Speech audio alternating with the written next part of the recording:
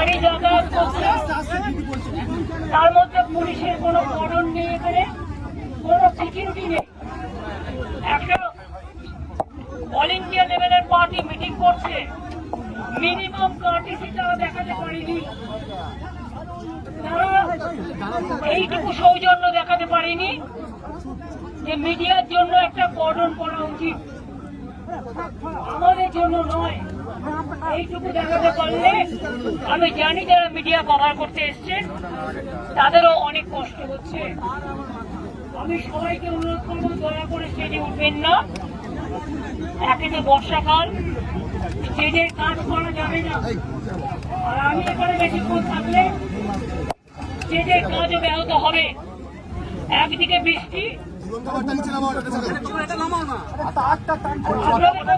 কি হচ্ছে নাকি? প্লিজ আপনাদের কথাটা থামাবেন।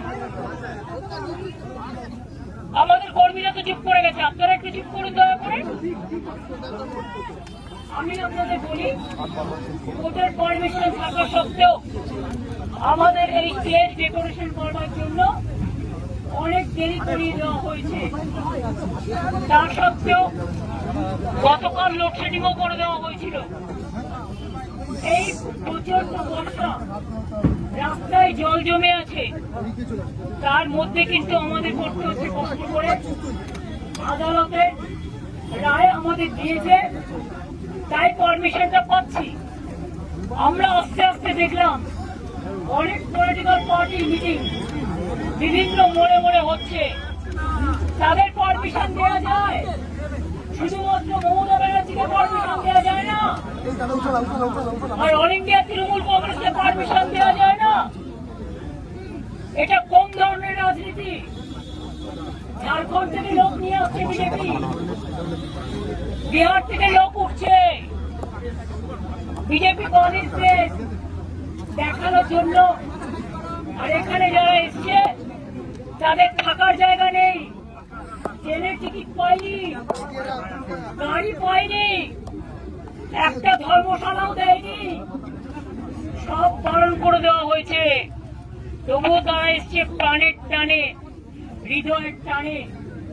আমি সবাইকে বলবো, যারা তৃণমূল কংগ্রেস তৈরি করেছেন 98-এর 1 জানুয়ারি, 97-এ আউটডোর মিটিং এর পরে, তারা সবাই ভাই নো স্লোগান, ভাই যারা আপনারা স্লোগান দিন না, আমি চলে যাই। আমাদের কি স্লোগান দিতে বলেছি? আমি যে কথা বলছিলাম মাইকে শুনতে পাচ্ছে না, আসলে মাইকের একটা আমাদের ভুল হয়ে গেছে, ছিল এত ঝামেলার মধ্যে, আর পুলিশ কথায় কথায় এত ব্যারিকেড করছে যে এরা মাথা ঠান্ডা করে কাজটা পর্যন্ত ঠিক মতো করতে পারছে না। তা সত্ত্বেও আমি তাদের ধন্যবাদ জানাচ্ছি যে তারা করছেন। আমি আপনাদের বলবো, যদি চিৎকার করেন আমি কিন্তু স্টপ করে দেবো, কারণ আমার কিন্তু কোনো আপনাদের কাছে কথা বলার কোনো দায়বদ্ধতা নেই, আমি বলিও না আজকাল। আমি আপনাদের কাছে বলবো, আমরা যারা তৃণমূলটাকে বুকে করে রক্ষা করেছে এবং এই শহীদ দিবসের দিন বহু রাজনৈতিক দলে, অন্যান্য রাজনৈতিক দলের অনেক কর্মী, অনেক সম্প্রীতি পরায়ণ মানুষ, অনেক সংস্কৃতি পরায়ণ মানুষ, অনেক সাধারণ মানুষ এই দিনটা ধর্মতলায় যেতেন। আমরা ধর্মতলায় পারমিশন চেয়েছিলাম, দেওয়া হয়নি। আমরা রেড রোডে চেয়েছিলাম, দেওয়া হয়নি। আমরা মেয়র রোডে চেয়েছিলাম, দেওয়া হয়নি। আমরা ডোরিনা ক্রসিং চেয়েছিলাম, দেওয়া হয়নি। 7 দিন রেড রোড বন্ধ করে জোগাড় প্যান্ডেল করা যায়, সাধারণ মানুষকে যাতায়াত করতে না দিয়ে, আর একদিন যদি আমরা বছরের একটা প্রোগ্রাম, এই প্রোগ্রামটা যা 40 বছর ধরে হয়ে আসছে, যদি পারমিশন পেতাম, কোন মহাভারতটা অশুদ্ধ হতো। এবং পরিষ্কার বলছি, যারা বলছেন না থাকবেন নাম, না থাকবে নিশানা, তাদের বলি এটা গদ্দারদের বলুন, আমাদের বলবেন না। তার কারণ ছিলাম, আছি, মানুষের সাথে থাকবো, কর্মীদের সাথে থাকবো। আগামীকাল নতুন করে পথ চলার দিন। আমাদের যাত্রা হলো শুরু। ওগো কর্ণধার, তোমারে করি নমস্কার। বাংলার মামাটি মানুষকে প্রণাম জানিয়ে আগামীকাল বেলা 11টার মধ্যে ঝড় হোক, জল হোক, পুলিশ আটকে দিক, সব অগ্রাহ্য করে জেলায় জেলায় আমাদের নেতাদের থানায় ডিটেন করা হচ্ছে।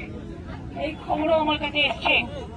এইভাবে জোর করে বহিরাগতদের দিয়ে বাংলাকে কলঙ্কিত করবেন না, বাংলাকে কলঙ্কিত করবেন না। বাংলার মানুষ চলে বাংলার অন্তরের টানে, প্রাণের টানে, মাটির টানে, সেটাকে রক্ষা করুন।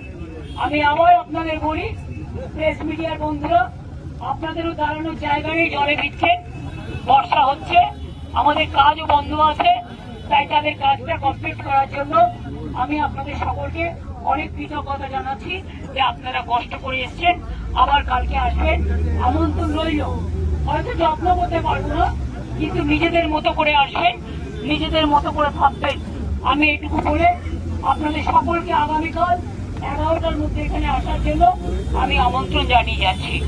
এবার আমি ডেকোরেটরদের অনুরোধ করব তারা যেন তাদের কাজ শুরু করেন, এবং এখানে কুণাল দোলা থেকে শুরু করে শোভনদা, ময়না, আমার এখানে বৈশা থেকে শুরু করে আমার উপাসনা, আমাদের প্রিয়াঙ্কা থেকে শুরু করে, পাপাই থেকে শুরু করে, ইমামি বাহাদুর থেকে শুরু করে, ইসরাও থেকে শুরু করে, অনেকে এখানে এসছে, বসের থেকে শুরু করে, সবাই বিরোধ থেকে শুরু করে, আমি সবাইকে বলবো আপনারা কাজটা দেখে নিন, কোনো যাতে অসুবিধা না হয়।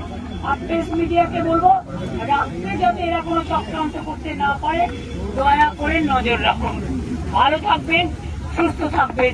আপনারা যে এতক্ষণ কষ্ট করে দাঁড়িয়ে আছেন, বিশেষ করে মহিলারা অনেক ধাক্কাও খেয়েছেন, কারণ ছেলেরা লম্বা থাকে, মেয়েদের হাইট ওদের তুলনায় কখনো কখনো একটু শর্ট হয়, তবে আবার মেয়েদের হাইটও ভালো হয়। কিন্তু সত্ত্বেও আমি দেখেছি আপনারা অনেক ধাক্কা খেয়েছেন পেছনের ধরে, তা সত্ত্বেও আপনারা অপেক্ষা করেছেন, আপনাদের অনেক ধন্যবাদ, অনেক কৃতজ্ঞতা। ভালো থাকবেন, আগামীকাল আবার দেখা হবে। আর আমি এই জায়গাটা ছেড়ে না গেলে এখানে ওরা কাজ শুরু করতে পারবে না, কারণ কর্মীদের আবেগ আপনারা বুঝতেই পারছেন। এই আবেগ অ্যারেস্ট করে, এই আবেগ টাকা দিয়ে, এই আবেগ বেচে দিয়ে হয় না, এটা প্রাণে, এটা ভয় দেখিয়ে হয় না, এটা প্রাণের আবেগ, এটা অন্তরের টান। আমি আমার সহকর্মীরা যারা থাকার জায়গা নেই, খাবার জায়গা নেই, দুটো খেতে পারিনি, ট্রেনে টিকিট পাইনি, টিকিট দেওয়া হয়নি, সবকিছু ত্যাগ করে যারা এসছেন তাদের আমি অনেক ধন্যবাদ, কৃতজ্ঞতা জানাচ্ছি। এবং আগামীকাল যে নেতাই ফোন করুন না কেন, don't care, ignore the culprit, the criminals and the dacoits and the anti-social. Respect the democracy, the justice for the people. Even আমি আজকে কন্ডেম করছি, ডেইলি পুলিশ যে অ্যাট্রসিটিস করেছে, বিশেষ করে ককরোচের স্টুডেন্ট এবং ইউথদের ওপরে, এবং সুনামকে যেভাবে ফোর্সফুলি অনশন থেকে তুলে এনে দেওয়া হচ্ছে, আমি তার টোটাল ধিক্কার জানাই। এবং আমি 21শে জুলাই হয়ে যাওয়ার পর আমি ভেবেছিলাম ওদের অনশনটা চলবে, একবার যাবো, কিন্তু আমি শুনেছি ওদের ফোর্সফুলি ওদের অনশনটা উইথড্র করা হয়েছে। যাই হোক, তবু তাদের সাথে দেখা হবে, আমাদের সহকর্মীদের ছিল, থাকবে, আগামী দিনও আমাদের শুভকামনা থাকবে। অনেক অনেক ধন্যবাদ, নমস্কার।